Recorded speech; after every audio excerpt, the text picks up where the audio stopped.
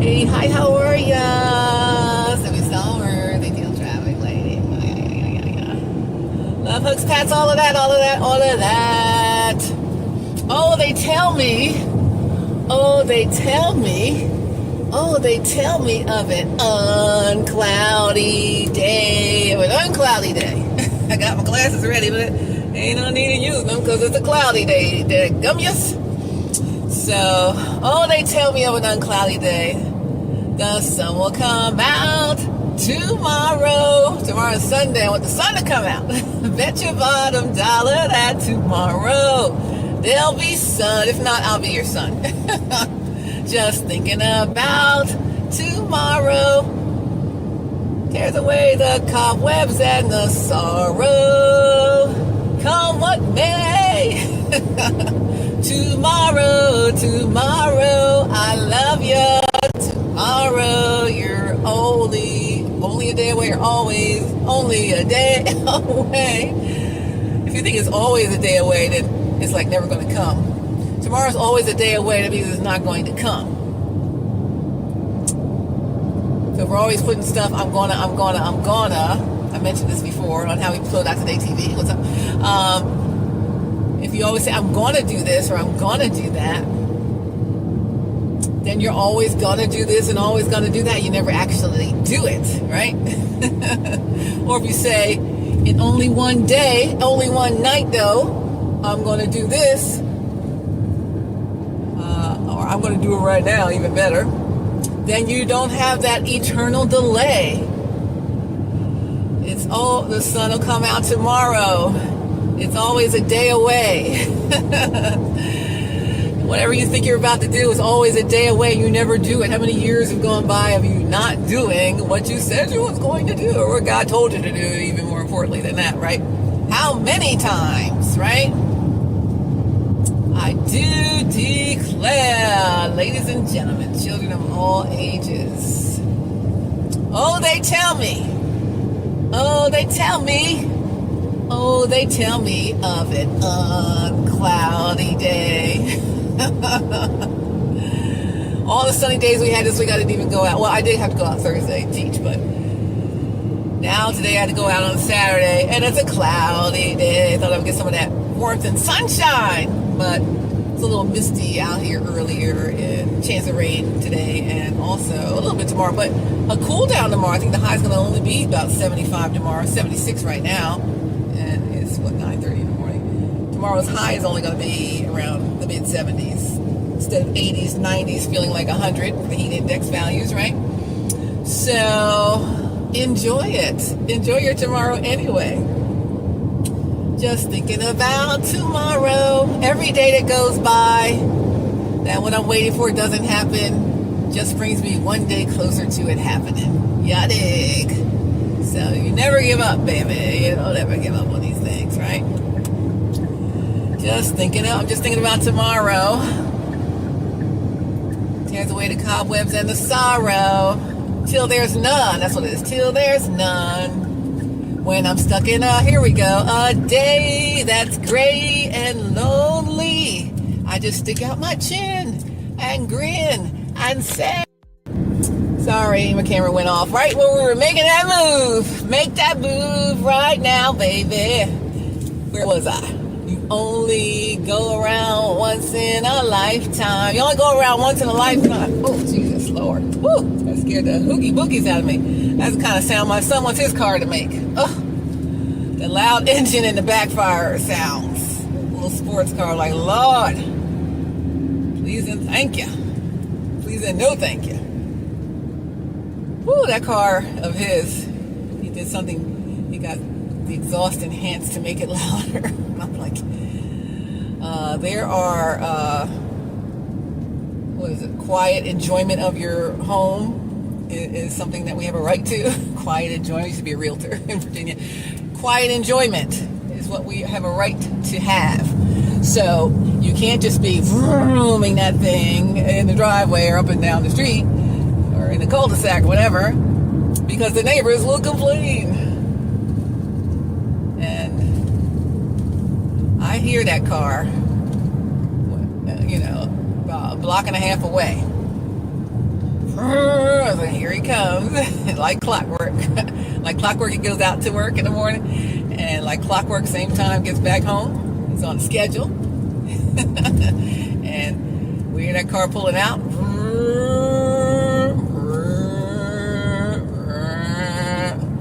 And then we hear the car coming home. Because it gets closer.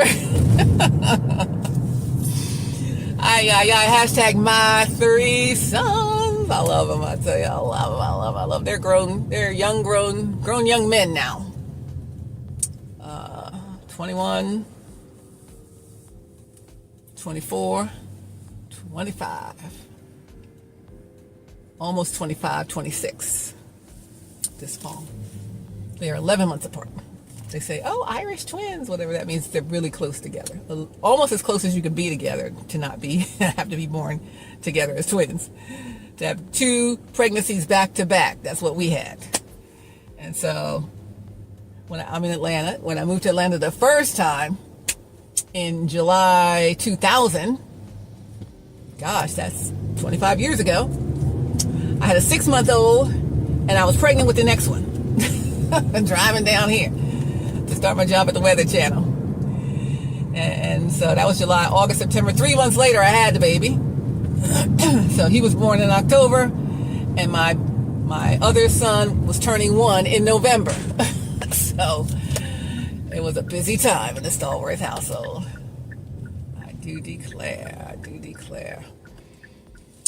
Oh, yeah, that exhaust scared the hooky bookies out of me. It was exhaust plus that backfiring sound, but you could feel the percussion of it, so it made it feel like I hit something. It's like boom, boom, you know. I'm like, oh my gosh, but no, I'm still in my lane, I'm still moving, and they're moving the other way, so we didn't hit anything, and there's nothing in the roadway, so we're okay. Oh, it was just that exhaust, and just that backfiring sporty car sound, you know how it is. Any car enthusiasts out there?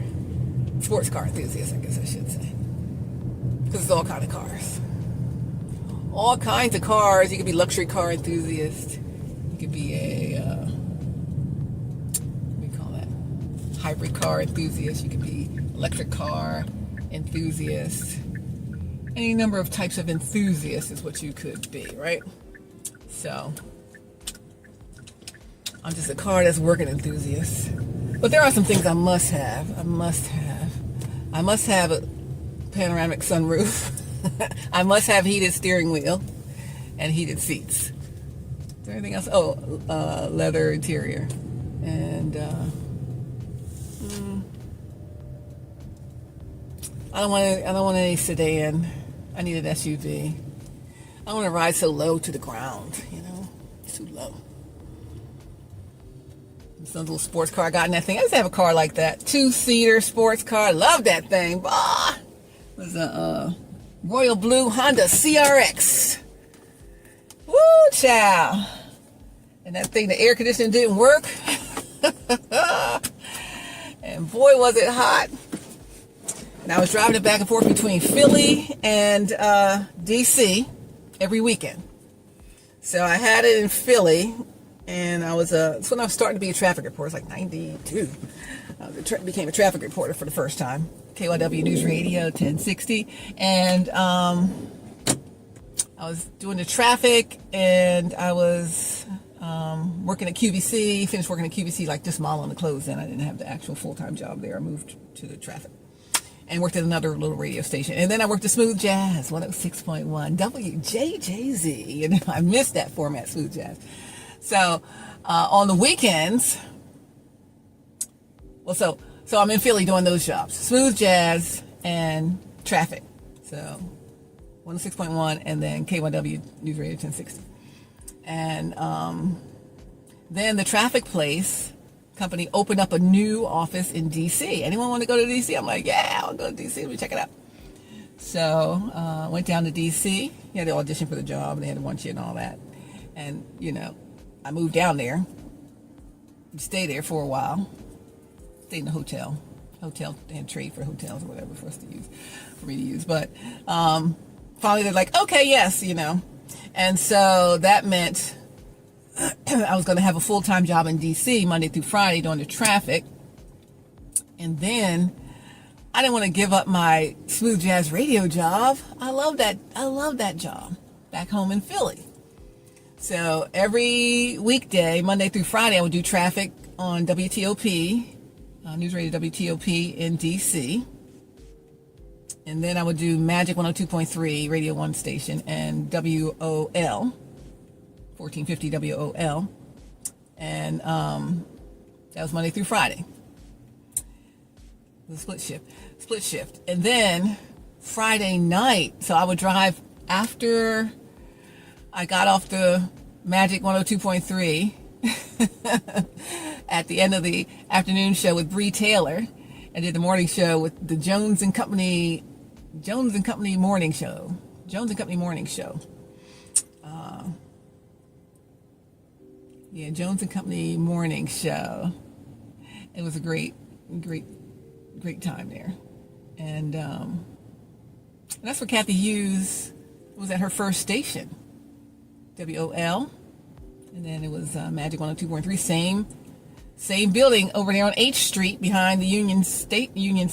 Is that what it's called? Yeah, and the train station, Amtrak station. Behind Union Station, I would drive down there 4 in the morning, 5 in the morning, be on the radio show 6 to 10, then leave, and then come back for the 2 to 6, I guess, 2 to 7, 2 to 6 or 2 to 7, probably 2 to 6, and then maybe 2 to 7, I don't even know, because the new traffic office didn't have an office yet, so we worked out of the radio station for them until the office was fully complete, the studios and all in the office. I mean, they had an office, but the studios were fully complete in the office space. So we were in the building with WTOP. We had space in their building, or part of a floor in their building, but we were using their studios at the time, TOP studios, while they built out our space for the studios and stuff. So finally, when our studio space was built, then I didn't have to go downtown every day to go to the radio station, but I missed that part, to be in person. It's great to be in person, be in studio with the actual morning and afternoon shows. But still the same deal, just you don't see the people face to face. And so then we were just in studio up there in Northwest DC, over near National Cathedral. I was just looking at this map yesterday. Wisconsin Avenue at Macomb, Wisconsin at Macomb, I think it was. Wisconsin at Macomb? No, Idaho Avenue.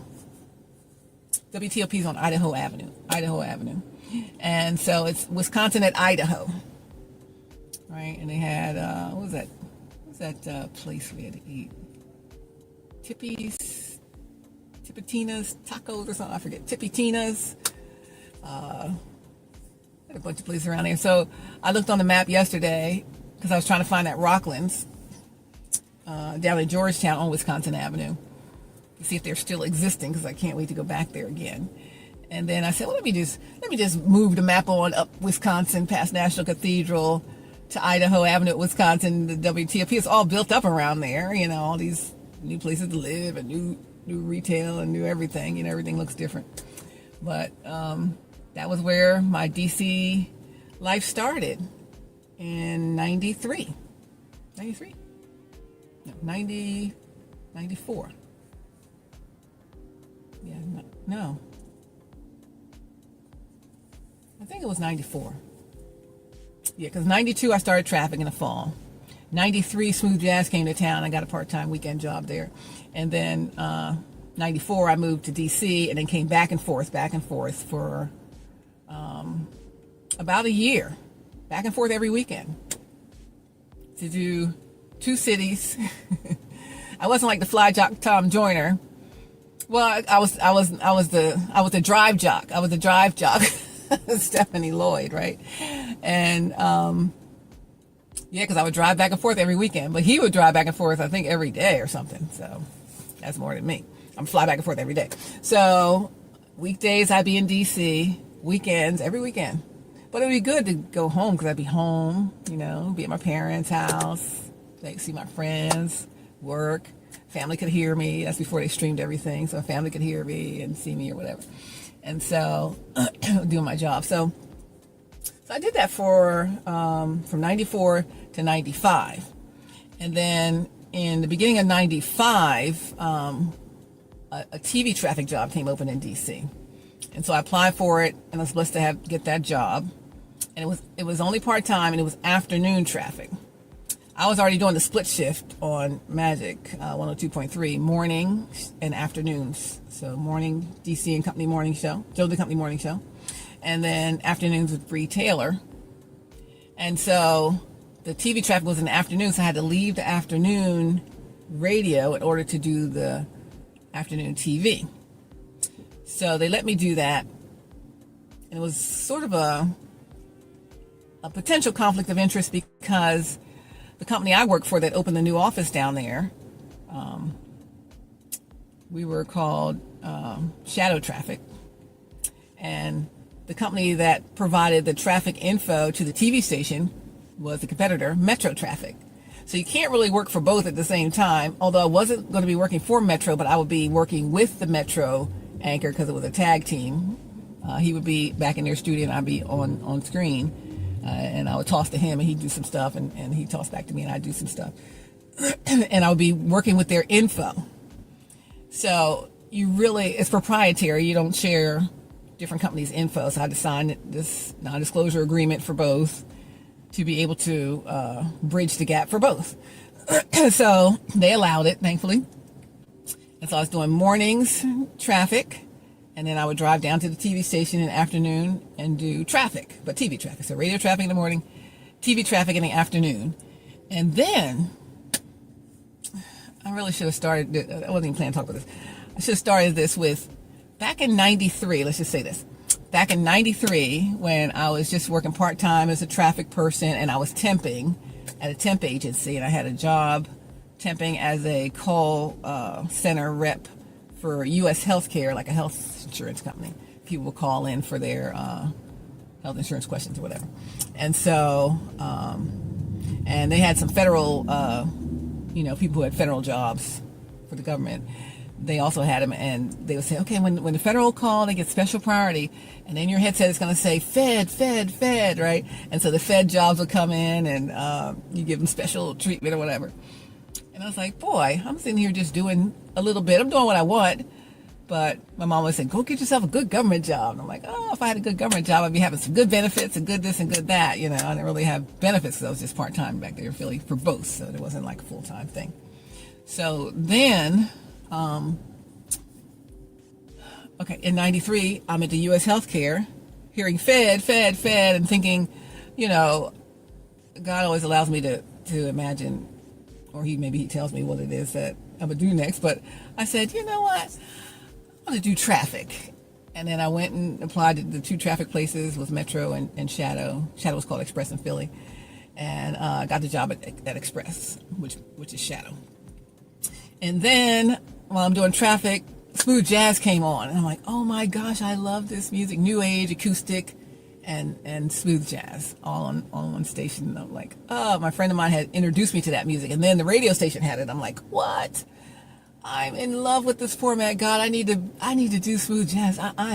My voice is made for smooth jazz, right? My voice is made for smooth jazz. And so, praise be unto God. I got the job as a weekend and fill-in. And I loved it, right? So good. And it was weekend overnights, right?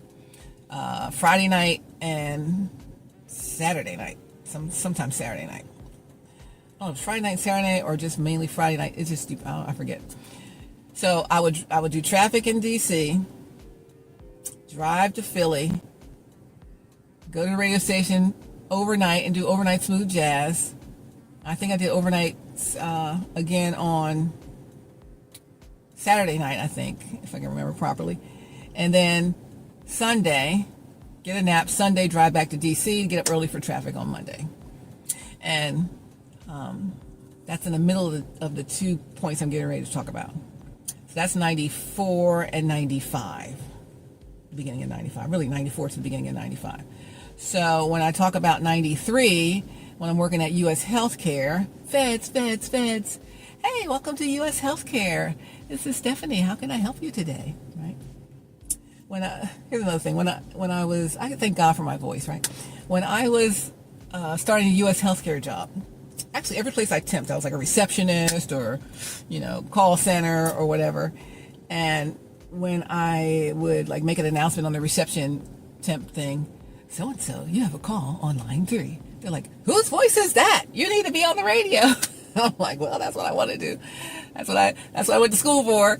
And then I would say, thanks for calling U.S. Healthcare. Da-da-da-da-da. They're like, oh, your voice is so great. So I'm like, thank God for that. And I got a funny story to tell you about the voice, but let me just finish this beginning and end point. The 93 to 94 was pivotal because it was just when I was able to begin to let God bless me with different things I wanted in my career. I wanted to do traffic, because traffic could be on different radio stations, be heard on a bunch of places, and you didn't have to work for the radio station, but you'd be on every day, and people would know your name. I knew all the traffic reporters' names, so I want that name recognition. And so I got the traffic job. And then Smooth Jazz came to town. I'm like, oh my God, I'm in love with that format. I need to work there. And thankfully, I was barely experienced in radio, really. That was my first radio music format station job. I had a news format station job as a board operator, but hadn't really done that. But God gave me the voice, right? So thankfully, Bernie Kimball, rest in peace, he gave me a chance, right? And I loved it. So that's why I would drive home every weekend, because who wouldn't want to do that? And come home and see family. So it was radio, traffic in the morning. Oh, I know what I was going to say. The middle is 93 to 94. 93, when I'm hearing fed. I remember just sitting there's all these little, not even, I guess they're workstations, but, everybody sat at cubbyhole booths or whatever.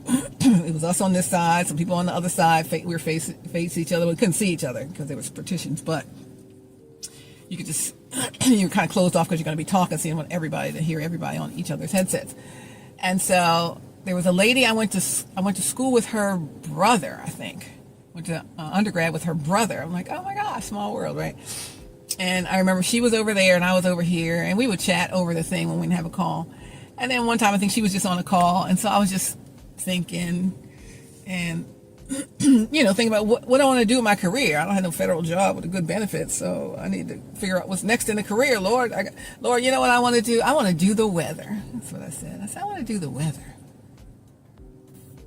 This is 93. And then the year 93 to 94, really 94 itself, because it was the end of 93, beginning of 94. Beginning of 94, I moved to DC. So 94, 93, I want to do the weather. Lord, I want to do the weather.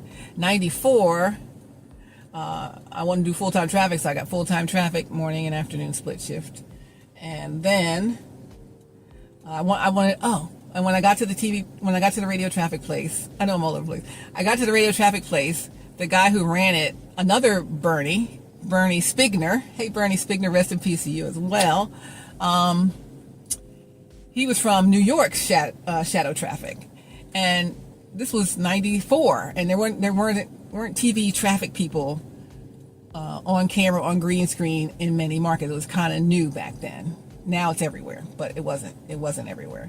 And so I hadn't really seen the green screen traffic people. I'm like, and he showed us, because he was from New York, and they were number one size market, so they had everything. And he's like, oh, let me show you all this. And I'm like, oh my gosh, TV traffic, the maps, the green screen. I want to do that. But I was on radio traffic at the time. So 94, 95, I had the morning traffic radio, and I told you I got that TV traffic in the afternoons at the TV station. And it was on the green screen wall, what I wanted, right? I asked for that in 94, and I got it in 95. And then I was just only there, I started there in February at the TV station. March, April, by the end of April, news director calls me in. I'm like, uh-oh. I just started here. Well, I got to have a meeting already. I'm in trouble. I think I'm doing all right. I don't know. And so he calls me in. He's like, hey, Stephanie, how are you? I'm like, good. He's like, hey, you're doing a really great job out there on the green screen. Because that's the first time I worked on the green screen wall. Hey, da, da, da, da. You're doing a great job on the green screen. And guess what he said? It's music to my ears. He said, you're doing a great job out there on the green screen with the traffic. We want you to do the weather. And I'm like, what? This is 95. So in 93, Fed. I got the headset on. Welcome to U.S. Healthcare. Da-da-da-da-da-da-da-da. I want to do the weather. What am I going to do next in my career? I want to do the weather. That's 93. 94, I moved to D.C. I'm doing radio traffic. I want to do TV traffic. 95, I do TV traffic like within months of maybe a year of asking for it probably. And then 3 months into the TV traffic job in the afternoon, they asked me to do the weather. And I'm like, what? I said, well, I don't know how to do the weather.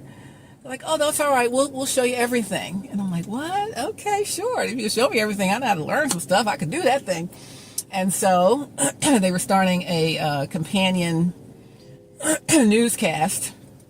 Like some stations in different markets have 2 stations that they run, ownership of 2 stations. Like I think it's CBS here and the CW network and Peachtree TV or whatever. And they're going to change affiliation, but they have, a duopoly maybe.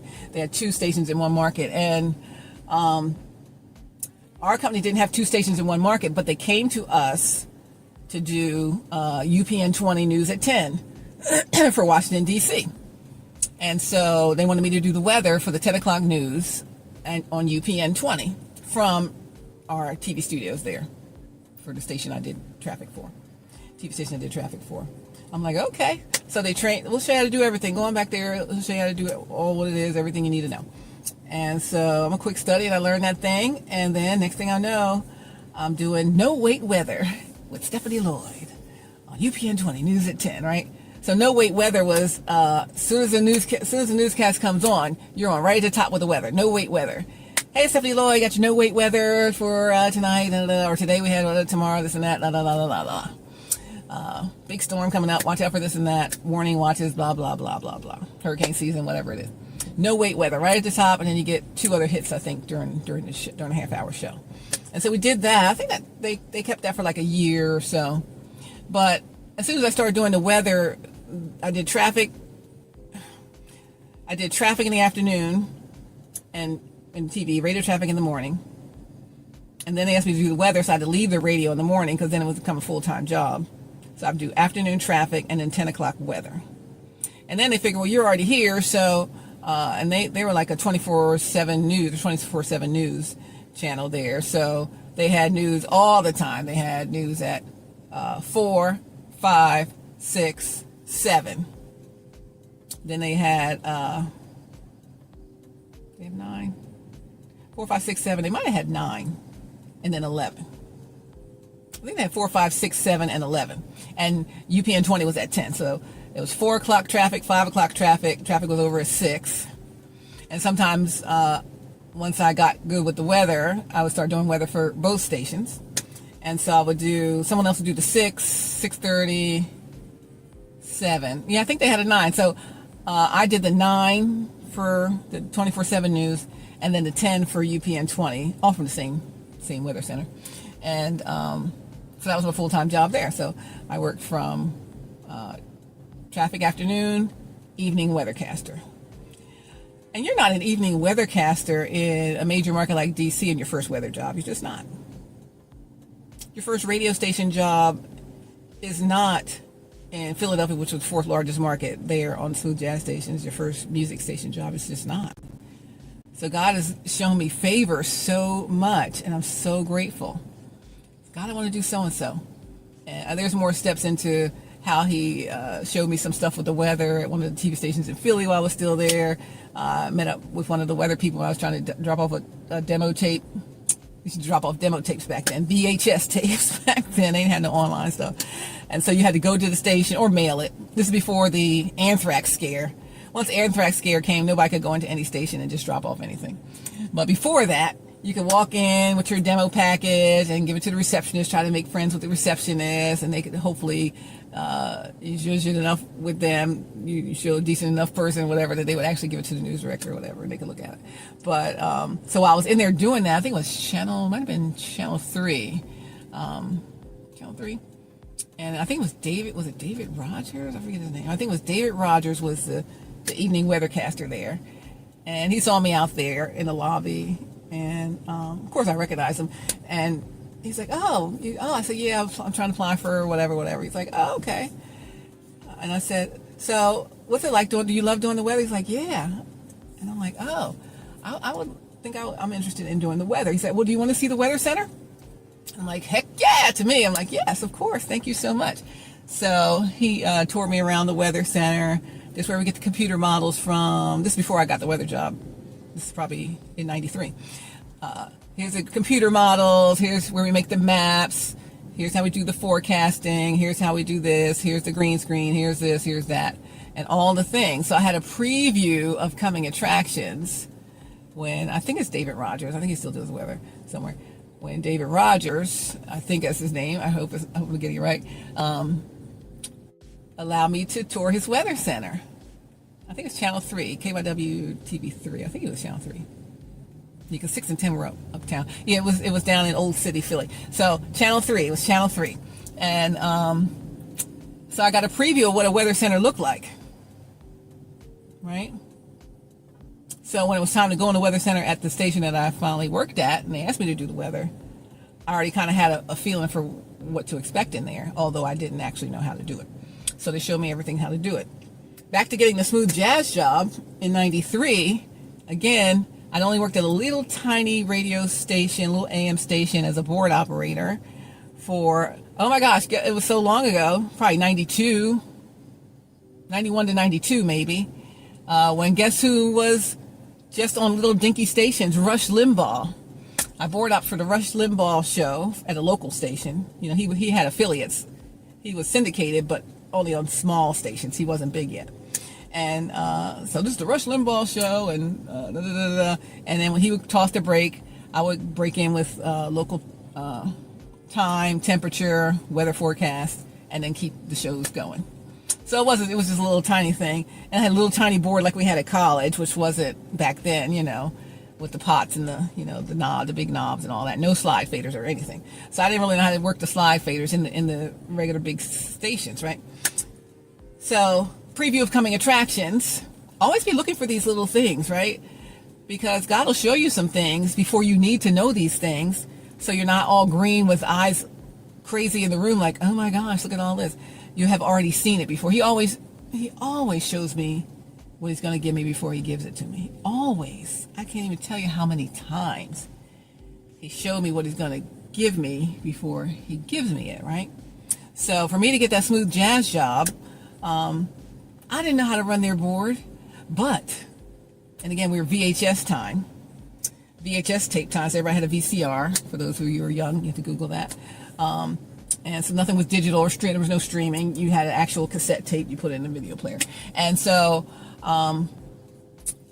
there was a TV news report about one of the radio stations in Philly.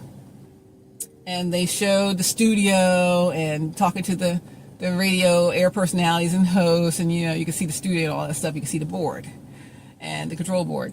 And so I'm like, oh, my gosh. I could see the control. Oh, look at all this. What are all those buttons for? What are those slides for? And so I said, let me get my VHS tape because I know they're going to repeat the story later on the next newscast. So I recorded the newscast and recorded the segment with the radio station so I could see how the whole studios are set up, the bigger studios, big stations, because, again, I worked at a little tiny station. It was only in one little town, Westchester, PA, WCHE, Westchester. Shout out to y'all. It was just a little dinky station, so I didn't see what the big real boards looked like in the bigger stations, and I always wanted to know. And so I video recorded the segment with the radio station. And it showed, the whole studio, it showed the people, it showed the mics, it showed the board, it showed, the whole scene. And so when I recorded it, I was able to, this is in 92, I was able to slow down, pause, stop it, see what each button, the words on the button said. This said main mic, slide fader. They pressed the button, boop, boop, and they were on. And then there was other, it said mic 2, guest mic, whatever that said. And it would say cart 1, cart 2, turntable this, turntable that, because we had turntables and cart machines back then. Now everything is automated, but this is what it was. So I had to know, I didn't know how to work that. But God gave me a preview of coming attractions and let me know to record what was going on in the studio.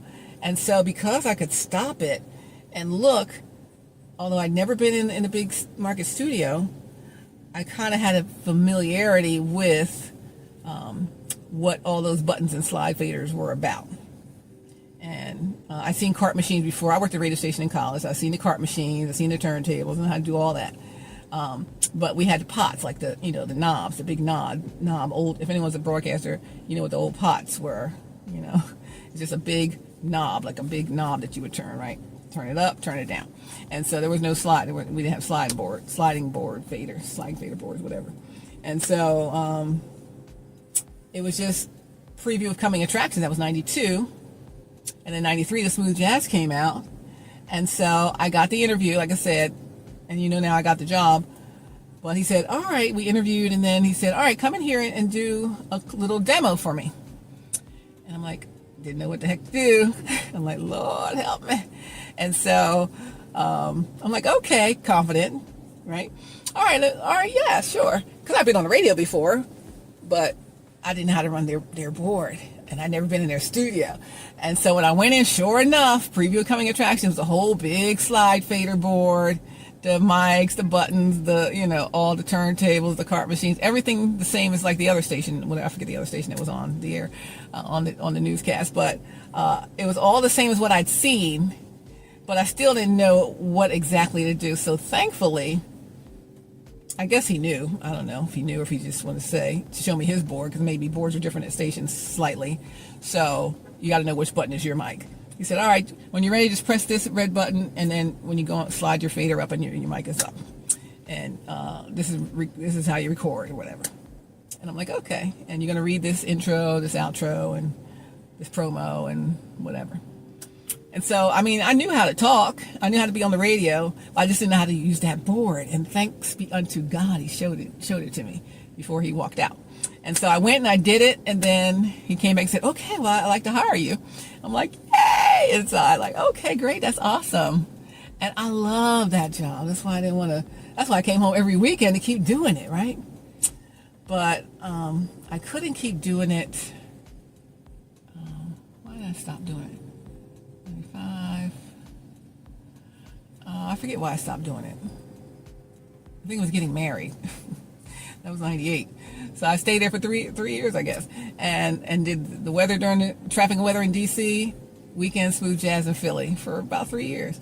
And then I was getting married, so I wasn't gonna be able to come up there every weekend anymore, because then I had a whole responsibility back home in DC. So I left that job.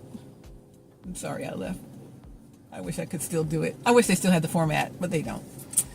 So, but hey, maybe I'll start a smooth jazz channel on the flow. There's a smooth jazz station in Atlanta. Art Terrell. What up, though? David's Broadcasting. Hey, I need to call you guys. I'm available now. I wonder if you got any part-time work over there. I had to check you out. Art Terrell. Shout out to you. Shout out to David's Broadcasting. Yeah, so there's a few smooth jazz stations still out there, and of course you can get it on XM Satellite Radio, etc. But I love that format. I love that music. That was just my favorite thing ever. And God has always given me great jobs. I've had every job I ever wanted in broadcasting. Every single job. There's no job I've ever wanted that he didn't let me have. And so now I've done everything I've ever wanted to do, except start a TV network. And now I've done that with the flow. I got a streaming service, The Flow. So God is good. I'm at, last month was 37 years a broadcaster. July 88 is when I started at QVC, Cable Shopping Channel. Love that. I loved every job. Oh my gosh. Like, they pay us to do this? It was just so good. Even to this day, they pay me to do this, right? And so, to this day was 8 years at V103, Sports Radio 92.9 Games, Star 94.1, and News and Talk WAOK in Atlanta. 8 years of doing morning traffic there. And then they moved their traffic operations and consolidated all of the traffic reports to come remotely out of, I think it's Chicago and Dallas maybe. So they eliminated all the local traffic reporter jobs, including mine, including our afternoon guy, Will Guerra. So we no longer had a position as of April the 11th. So May, June, July. Oh my gosh, we're coming on 4 months. So maybe I should call Art Terrell after all. Somebody. So yeah. But smooth jazz, I love that. I love that. So again, my friend showed me the smooth jazz music, and I fell in love with it. And then the smooth jazz station came to Philly. So I always get a preview of coming attractions. A news story, TV news story came on about a radio station in Philly. And I always want to know how their control rooms looked and their studios looked. And I recorded it, and I looked at the board and see what the buttons were for. I stopped it, paused. I studied that thing. So I kind of knew what everything was for, but I hadn't actually ever done it. But a preview of coming attractions, and then the next year, I'm doing smooth jazz, right? With the same kind of setup, right? Preview of coming attractions, 93, Fed. I'm here doing Welcome to U.S. Healthcare. This is Stephanie. How can I help you today, right? And the thought of, okay, I can't do this forever. It was a long-term temp job. I probably could have stayed there as long as I want, but I'm like, this is not all. I mean, I take my craft seriously. I take my schooling seriously. I'm gonna be a broadcaster. I am a broadcaster. I've been a broadcaster, and so I'm serious about my work. So I know there are ebbs and flows and times when maybe, like now my job ended, and so I got to figure out what I'm going to be working on next. And I got a preview of some coming attractions, but it's taking a little longer than I expect, but I still expect them, right? And so it's just like, I take my things seriously, and I endeavor to be the best at what I do. Or if I'm not the best, because there's a lot of best people out there, I endeavor to be an expert in my field, in what I do. And I always do that, and always have been in whatever job I had. I take it to the highest level that I can, because I only want my name associated with good work if I'm going to be a worker, right? Or good business if I'm a business person. Good person, honest person, a pleasure to work with, or whatever. So because I take that so seriously, it has always served me well.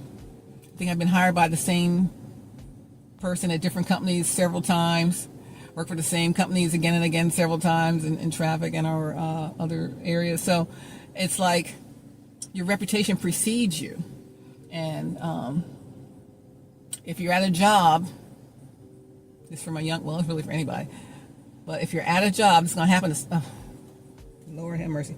This is going to happen to somebody somewhere in a place, somebody specific that I'm talking about, that I've been talking to you about. Somebody, okay, let me set it up. Your reputation precedes you. And when you are a bad seed in a good environment, in a workspace, that reputation is going to go with you to your next place. And even if you think you're not going to have a next place and you're still a bad seed, your reputation precedes you in the place you're in. So there's somebody whose reputation precedes them as being a bad person in a good place. They got there by wrong means, and they're wielding their power and their leadership against people who are against them, who don't like what manipulation they're doing in the workspace, right? And there's going to come a time that they are out of there. And when it's revealed why they're out of there, because again, your reputation precedes you. Right now, everybody thinks they're so, lovely, wonderful, great, because their outside persona is that. But the inner workings in the workspace, they know differently. And then there's other things that they may not even know yet. And I know that all that is about to come out. All of that. And when they really find out who this person is, they're not only going to be out, but the whole reputation will be trashed. Everything that's given to them will be taken away. They'll be stripped of it all because their reputation precedes them. And if they're known to be a liar, manipulator, thief, evil, conniving, using coercion and force or retaliation if someone doesn't agree with you, then you make sure that they get fired, that kind of stuff. This is no place I've ever worked. This is a place I go to and I know of, right? I've never worked here, so anybody who's watching me who's worked with me is not any job I've worked at. None of y'all places. I never worked at this place before. It's not even in my industry. It's a whole nother industry. It's not even in broadcasting. But when it comes out, all the things they did to connive and snake through and do these terrible things to perfectly innocent people who were just there doing their job, and then perfectly innocent people who weren't even working there, like me, when all of that comes out, it's going to be a wrap. It's going to be a wrap for them, like total wrap for their whole reputation. And it will be hard. They will be hard pressed to find something where someone could ever trust them, because the industry they're in is a trust industry. People got to trust you when you're standing there saying that you are who you are, and they're not who they are. They're not who they say they are. They are who they are, but they're not who they say they are, and they fooled so many people up to this point. And when the time is right, the Lord will make it happen. Isaiah 16:22, he's going to reveal the whole thing. And the carpet's going to be ripped out from under them. That's going to be it. It's a wrap. And so all the little manipulations they did to build up to where they are, to topple everyone else down, to move out people who didn't agree with their manipulation. 2 or 3 people I know lost their jobs because of this person. But no one knows the real reason why. Because they make up lies about what they say these people did, and then these people are out, and then they're gone, and you never hear anything about them, or even that they're gone. You just suddenly notice, where's so-and-so? Oh, they're gone. Oh, we didn't say bye. Well, that's because of how they were gone.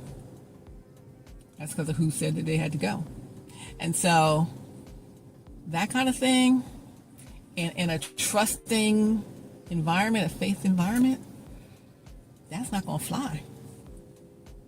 So when it's all revealed, and it's only 2 or 3 people that got let go because they didn't agree, they didn't agree with that foolishness that this person was setting up. And they, because they were in a position that allowed them to have influence on the person at the top, the person at the top put the whole team together. They didn't know this person was a snake, but the rest of the team was stellar. Like I say, experts in their careers, best at what they do, most amazing, not a terrible moment in them. So it couldn't have been for cause. It was for retaliation, for them not agreeing with what this person was doing in the organization, sneaking through their poison in the organization. Now, since 2 people are gone, and these are leadership positions, the rest of the leaders and anybody else that this person coerced, if I was working there, I'd be like, shoot, I like my job. I don't want them trying to manipulate me out of my spot. So no one else will say anything, seemingly. No one will say anything, but it's going to come out. So this person rose all the way to the top, just under the top, right next to the top person. Manipulated their way up to it. There's better, more qualified people to be here than them. And the two of three people they let go, they took over their job. They took on their roles. Now their list of roles, 3 people, they took over their roles. Now their title includes the titles of the other people. Plus their original title. Come on now. And people can't see it, or if they can see it, they're scared to say something because they don't want to be next. Where's so-and-so? I haven't seen so-and-so. Oh, they're gone. What? They never said anything. Nope. They ain't going to say nothing. Well, where's so-and-so? Oh, they're gone.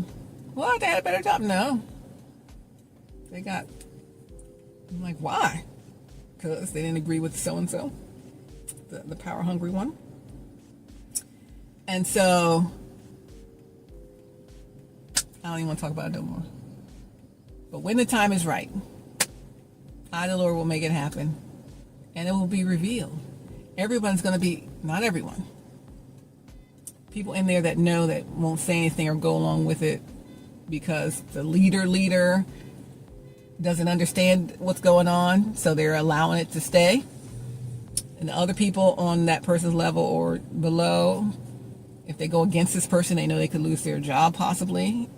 If this person uses these retaliation tactics, which are against, policy, if there's policy there. Most companies have retaliation things, but you cannot retaliate. A boss higher up cannot retaliate on you for saying something that they did wrong. And so, to my head person who's in charge of the whole thing, check the policy. I think I said in the video, check the policy. Do you have retaliation? And then get those other people who were let go in there with clarity and specificity to say what actually happened. Because they can't lose their job anymore, so they should be allowed to say what happened when all of that went down. And then they will tell the truth on this snaky poison pen person, right? And it will allow everyone else on the staff to breathe again. Whew. Thank God that's out and they're gone. Because they dismantled everything the leader put together and put themselves right up under the leader. And everybody else is after that. And the 2 to 3 people that they let go, they took over their titles and jobs and the power for all these departments. They're not even qualified for it, right? They were doing some other little thing. And because of the snaking in and the leader not understanding what it really was, it got really ugly. And it's only getting uglier. But the thing is, they're faking who they are. And their mask keeps slipping. So people are starting to see the cracks. Front-facing cracks. It's glitches in the matrix. Because their behavior and acting out, what they do behind the scenes, is starting to show in the public face. In the public's face. And so, eventually, it's all tumbling down because it wasn't made to stand. It wasn't what God put in place. It's what they put in place. Because they want all the power, all the control. And they know how to manipulate because they're a manipulating, conniving, snaky type person.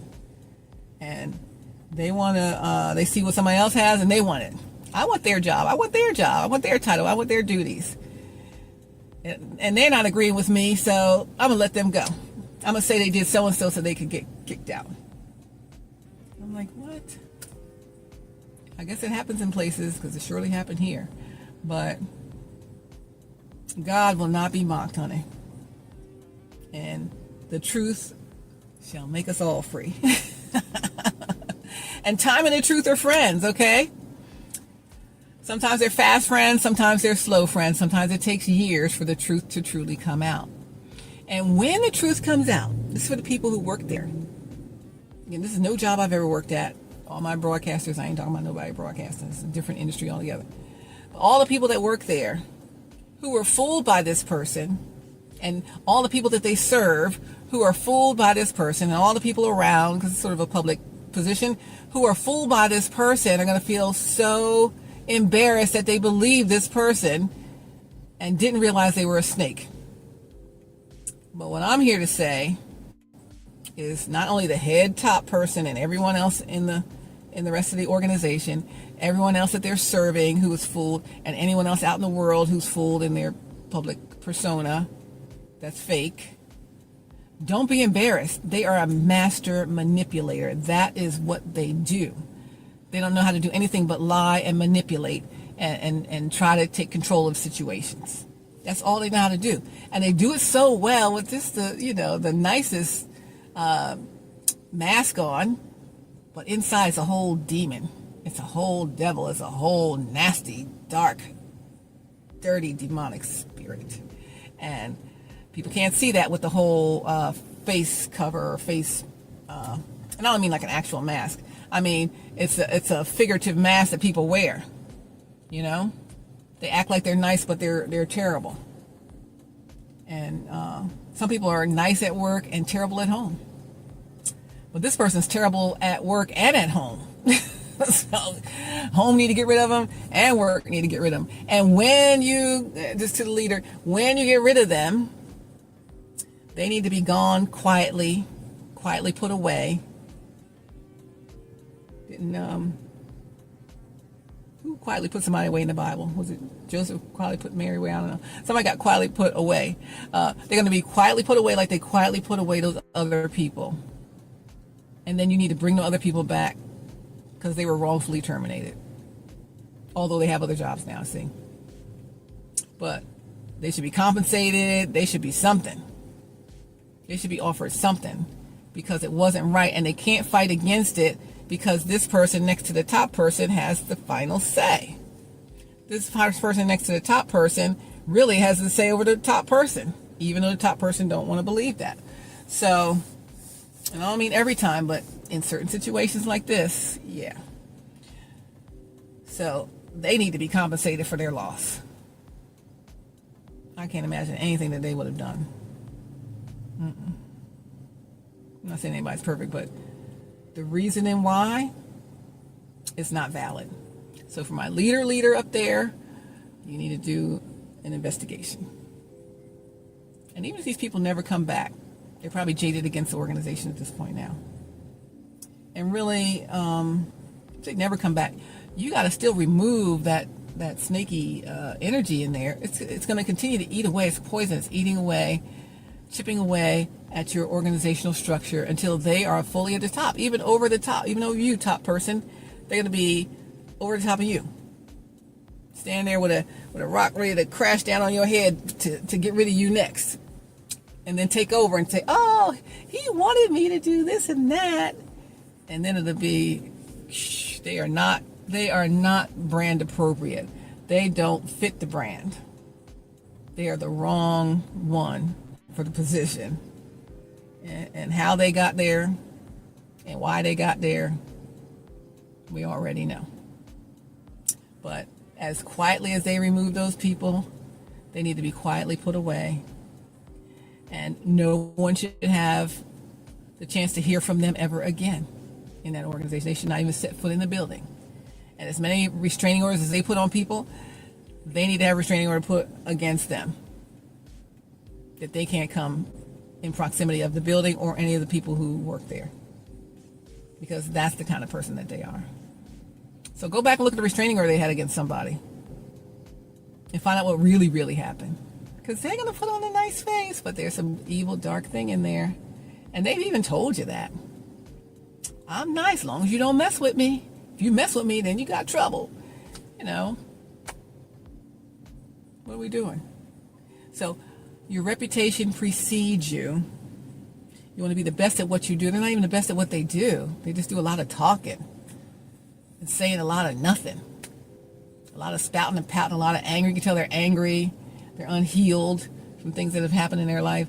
And they're spouting and bleeding that healing all over the people that they're serving. And people get all riled up. I've said this before. People get riled up. Yeah. Someone said, I wanted you to pop off again or whatever. Oh, we didn't have a lot of time, so I couldn't do that. But normally they're like, pop off. If you want to say pop off, they're just yelling at people. And so angry with it because they're unhealed. So all the wounds they have, they keep pulling the Band-Aid off of because they're not healed. Man, they don't have a Band-Aid. It's just bleeding on everybody. I'm not the only one who said this. Other people have said this, that they're bleeding over everybody every time they get up there, right? And then the people who are triggered by what this person is saying, because maybe they have some of the same wounds that they need to heal from, she just smacking their wounds every time, smacking their wounds every time. And they're like, yeah, someone understands what I went through. But they didn't heal, and this person didn't heal. So it's the unhealed trying to serve the unhealed, and that means everyone stays unhealed. An unhealed person can't help other people heal. And you shouldn't be in that position where you're serving people and leading people when you haven't healed. You can't leave me out of a wet paper bag. I will never sit under that. But people have to sit under it. Because, why? Everyone else knows they're a snake within the organization, except the top person. And they're finding out slowly but surely, but it's taking a long time. And so the people that they serve have to sit under this person because the one at the top didn't take them out of there. And they're going to be quietly put away, not heard from, not allowed to say what they think they want to say to the people and make up stories. But at the same time, quietly put away by, look, this is them. They're out, right? And then this is the rest of the people in the leadership, the real leadership, telling everything that this person did, so they can't go somewhere else and snake somebody else. It's dishonorable to send somebody away who did nasty things to your organization and let everyone else think, because no one understands what they're doing except a few people who can see it, go to some other organization and do it to them too. And I'm sure this is not the first organization they've done it at, but it's definitely the biggest. And so since they had a big platform, they're going to go to another big platform when they get put out. We'll take them because they don't know. And it is up to you, leader, biggest leader, to share the story. Pull the blanket off of it. Shine a light on it. What's that thing? Shine a light on it. Turn your lights on. I sent somebody a message last night. Turn your lights on. Turn the lights on. You got to turn the light on this thing. Because,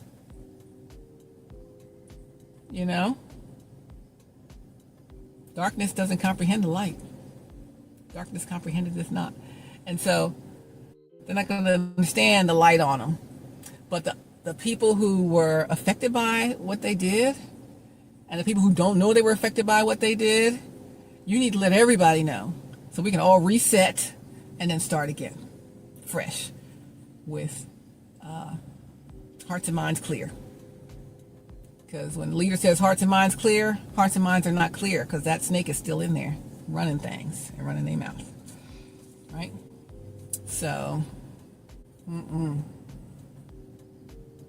So I'm looking for work, but I saw a position that sits under them. Oh God, no. I don't care if it pays $90,000 or not. No, I would never sit under them. Absolutely not. Absolutely not. No, indeed. I'll take their job.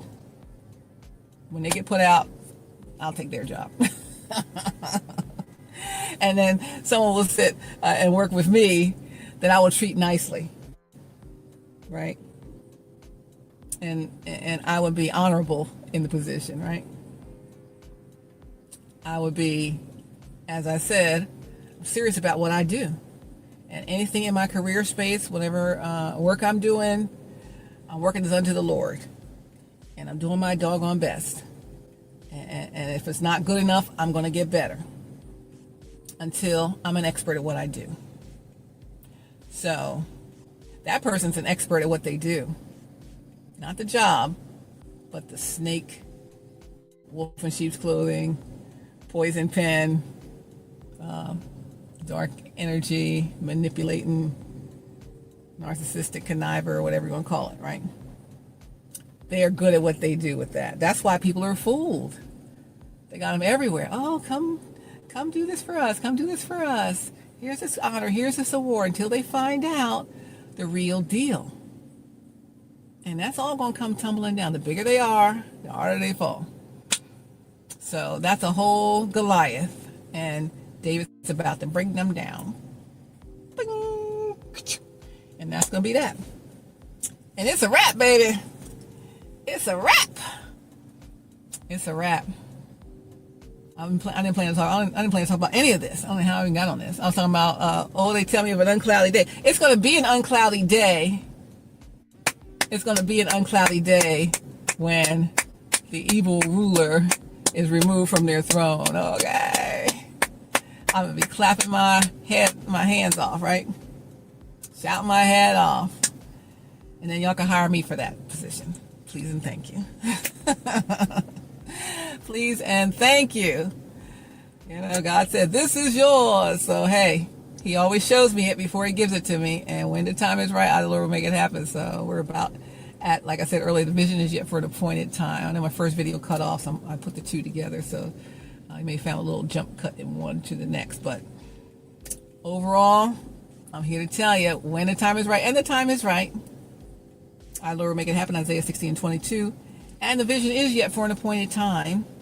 And it's going on 7 years for it to happen. From when he showed it to me, 6.5 years from when God showed it to me, to when he gives it to me.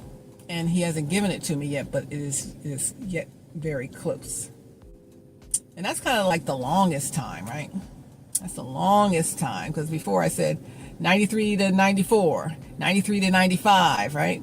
When I wanted a job at V103, that was kind of long. I think it was 2012 or 2013. I'm in Philly, saying I want to move back to Atlanta because I was divorced then. I want to move back to Atlanta, and I wanted to work on V103 on the Ryan Cameron Morning Show in Atlanta. Very specific. When you're asking God for something, be very specific. Very specific. And so that was like, I'll say 2013. Moved down there in 2014, not for that job. I didn't start working for them until 2017. So anywhere from 2013, 14, 15, 16, 17. That's about 5 years. 5 years till I got the job on the Ryan Cameron Morning Show on V103 in Atlanta, Georgia.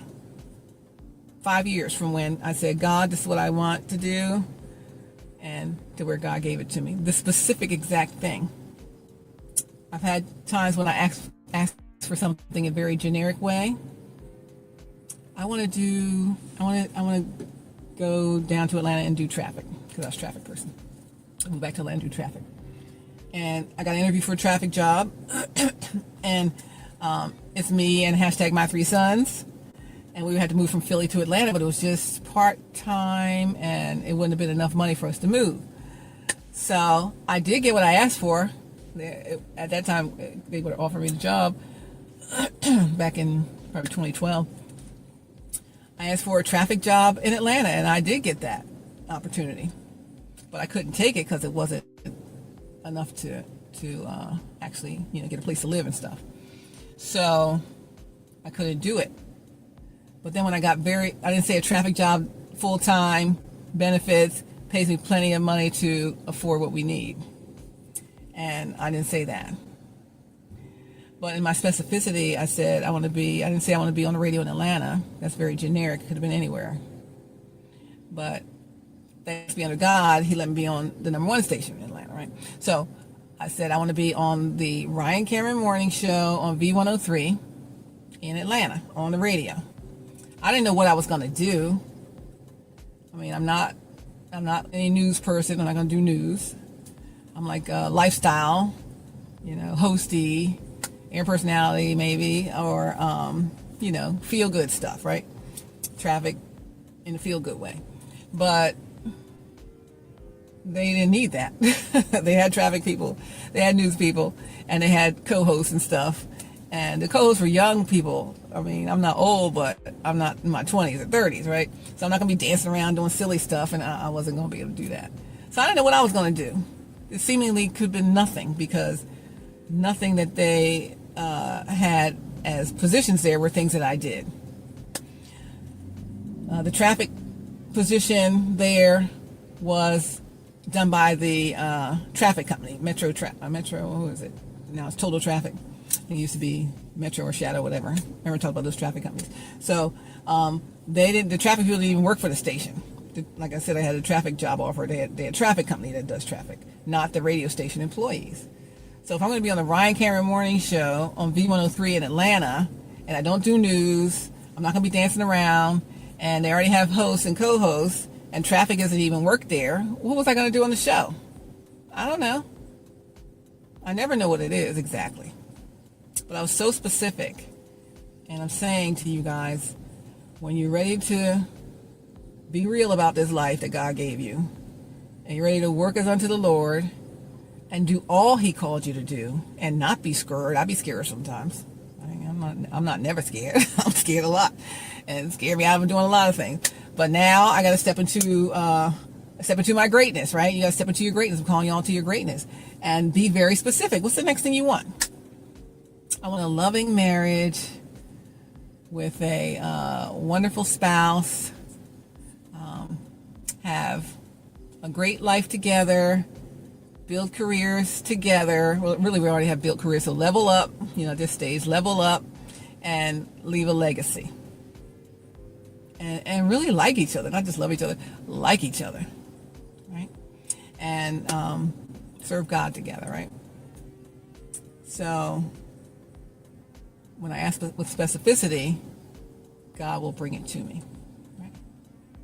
So that's what I'm telling you to do. So be so specific with what it is that you want next, right? I want the ATL traffic lady in my orbit all the time. Okay, and then God's going to give you that. $70 ATL traffic lady will be in your orbit all the time, and you'll love it, and I'll love it, and we'll all love it. But whatever that is for you, I'm kidding, I'm not kidding. Whatever that is for you, please go get it. I said earlier, what you want wants you. Who you want wants you. You got to call it in. Speak things into existence, right? The Bible says speak things that are not as though they already were. So I said I'm going to be on the Ryan Cameron Morning Show on V103 in Atlanta, Georgia, like it already was. That was in like 2013, 2014. I got there. Very specific place I asked for in 2017. It was just a few years later, right? Yeah, we want it tomorrow, but it's for an appointed time. But God, the Bible says, God will give you the desires of your heart. And people think, oh, good, He's going to give me anything I want. And then they go do with free will anything they want. And that's their desire. But God gives you the desires of your heart when you make His desires for you your desires. Let me say it again. God gives you the desires of your heart. When does He do that? I asked for so-and-so and I didn't get it. Or I asked for so-and-so and I just free willed to it and I don't even like it. Because you didn't ask for His desires for you, right? So we communicate with God and we say, God, let me know what you have for me. Put it in my spirit, in my mind to be thinking about it so that I can talk about it. So I could speak things that are not as though they were and then they become. Give me some previews of coming attractions, right? And everything I ever had was preview of coming attraction, preview of coming attraction. I'll share one last story. I'm going to wrap it up. I'm at the store. I need to be in the store. Another time. So let's go to 95 in D.C. And they asked me to do the weather, UPN 20 News at 10. No wait weather, Stephanie Lloyd. And then do the late night shows for weather on 24/7 News channel. I think the 9 and then the 11. So if I was going to move from there to another place, furthering my weather career, I said I want to either work for, very specific, a bigger station in DC, or where do weather people usually want to work? The Weather Channel.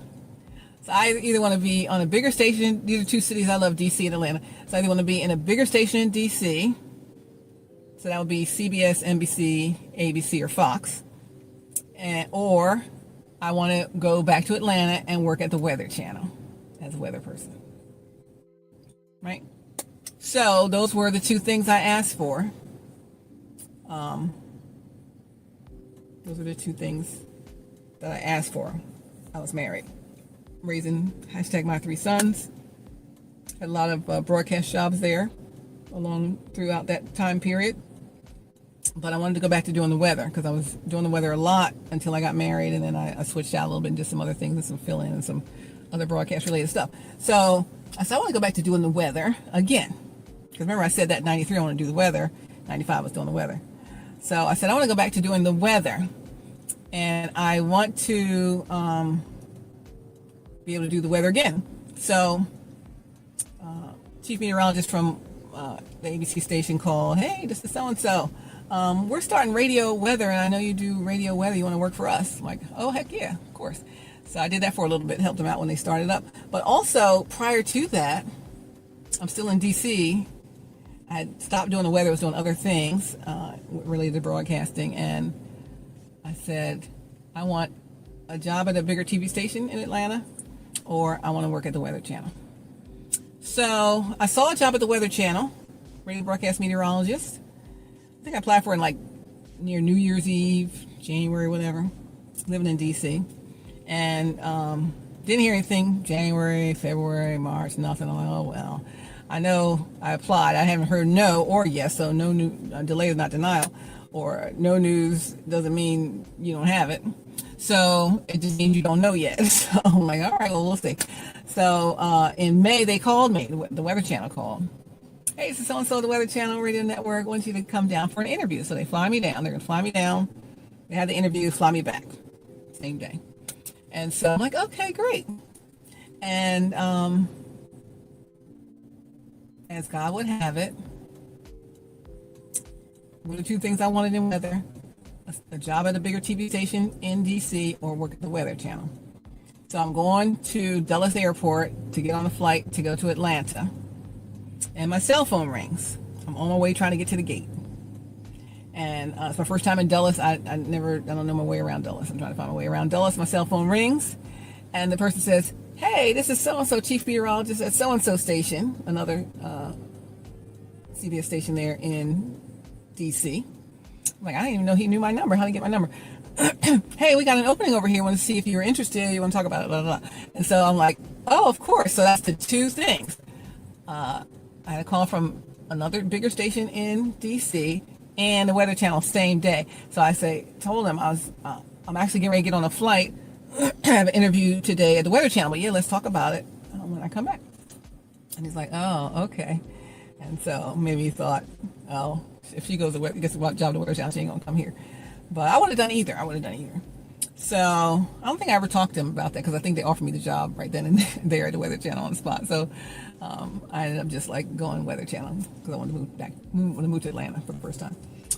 But isn't that something? The two things I wanted, they happen on the same day. I didn't even know they had an opening over there at the other TV station. But God is good. He's able. And so when I say he's allowed me to do every single job in broadcasting I ever wanted, he has.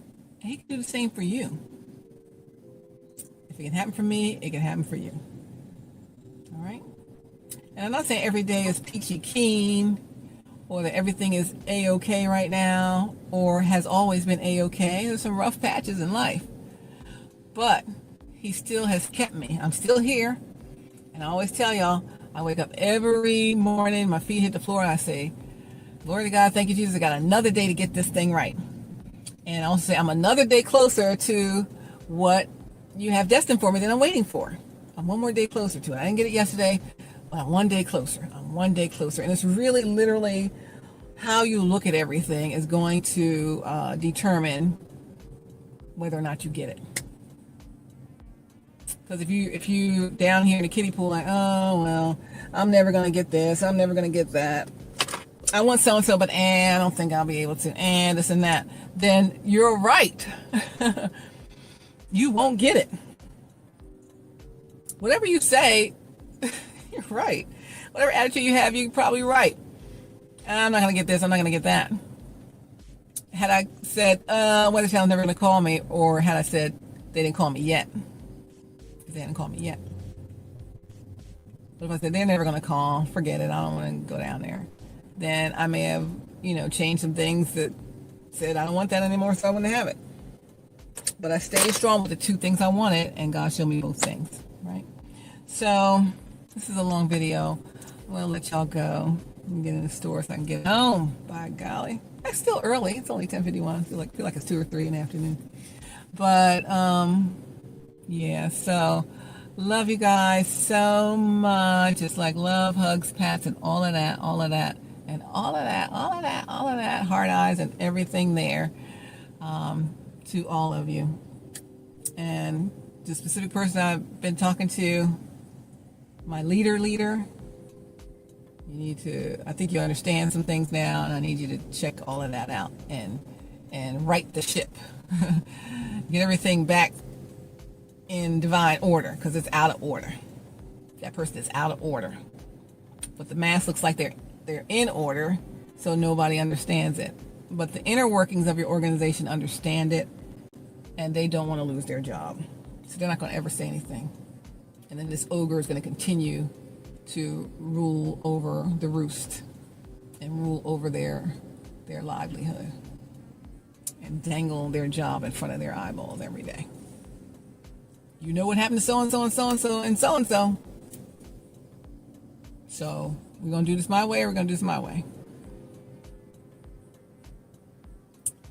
You know, they said, don't mess with me. You mess with me, and I'm not nice. And they said it.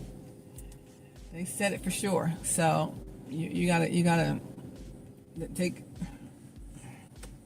Okay. I got my sunglasses, but let's see. Pretend these are rose-colored glasses and not blue. Take the rose-colored glasses off. Take them off, and look at things like they really are. If there was ever a problem, my mom, angel in heaven now, best mom ever. It was stuff I was trying to avoid or didn't want to look at the realness of it, the reality of what it really is, you know, what my actual life is about, or what's going on in it, things I didn't want to address. My mom would say, Stephanie, you have to just look right at it. You got to look right at it and handle it. You know, because we were, you know, thinking of other stuff. Oh, it's not so bad. Oh, this and that. Oh, it'll work out. But no, you got to deal with this thing. And if you're the head, this person I'm talking to, the head of this organization, you must deal with this thing. And it is a thing. It is an entity. It is a dark spirit. It is a dark energy. It is a Jezebel spirit. It is somebody who came to tear your kingdom down. They're not building with you. They're competing with you. They're in silent competition with you. You don't even know it. You think they love you. No, they're competing with you. They want everything you got. And that's two of the same things. Why would two of the same things be together? They don't need each other. If you have this and I have this, then, you know, now we can be together as a unit. But if you have this and I have this, we have the same thing. What's the point? There's no point in us being together, because we don't need each other, because we both have the same thing. But if we have this angle and this angle, different things, then God puts it together and it becomes a whole divine orchestrated union, setup, relationship, business opportunity, or whatever it is that God has, right? Somebody has something you need. You have something somebody needs. You might not even think people need what you have, but they do. And they might not even think that anyone needs what they have, but they do, right? And so when the two come together, they say opposites attract. These are opposite things, and they can fit together. These two, they're the same. No. And you know, negative and positive magnets. Negatives, or whichever ones, if it's negative with a negative, they're gonna what do they call that? If they push away, they're gonna push away from each other, right? They're not gonna be attracted. They're gonna be reflected or rejected, whatever you call it. I'll forget. I haven't had physics and all that stuff in a while. But they will not come together. Two negatives don't come together. Magnets, they will not connect. But a negative and a positive magnet, they will connect, right? So when you're the same, what are you going to help each other with? Then it becomes transactional. I have what you have what I have. But I heard of this new thing that I can do for you if you do this for me. Quid pro quo. Tit for tat. You do this for me, I do this for you. Because we have the same stuff. And when you get this honor, I want the same honor. Or I want the same kind of honor. Can you get me the same kind of honor that you have? Sure, I'll call the president and let him give you the same award I got. Because they want to be the same. They're competing. They're the same. They're the same. But you don't need someone who's the same because you don't need them. What do you need them for? You have the same stuff. You need someone who doesn't have the same stuff. That where you are weak, they are strong. Where they are weak, you are strong. And together, you help each other. Right? We help each other. All right, I gotta go. We'll get a little peek at. I got a sandwich back there. I need a sandwich. But I just want to get in the store and get out. So love you. God bless you. Love, hugs, pats, all of that. Heart eyes and everything. I'll see you guys on the next videos. Stephanie Stallworth, ATL Traffic Lady. You'll be watching How It's Flown Out Today TV. I don't know what I'm going to call this video. I don't know. But whatever the title is, I mean that thing. Love you so much. God bless. I'll see you soon. Take care. Bye. See ya.